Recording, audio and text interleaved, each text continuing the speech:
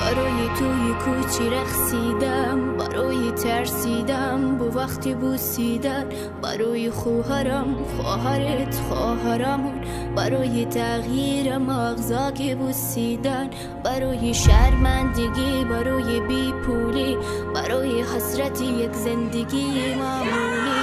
برای کودکی زبال دل دور زودش، برای افتیسان رسولی،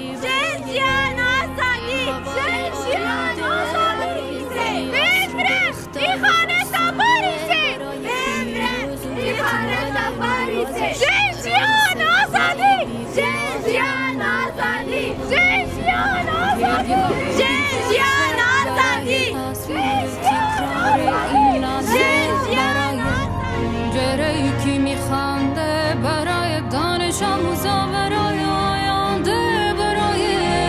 این بهشت اجباری، برای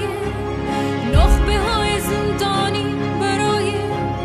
کودکان افغانی، برای این همه برای غیر تکراری، برای این همه شعرهای تو خالی، برای آوار خانه های پوشالی، برای احساس آرامش، برای خورشید پس شبای طولانی، برای خورسای عصاب و بیخوابی، برای مرد میهن آبادی، برای دختره که آرزودش پسر بود، برای زن زندگی آزادی.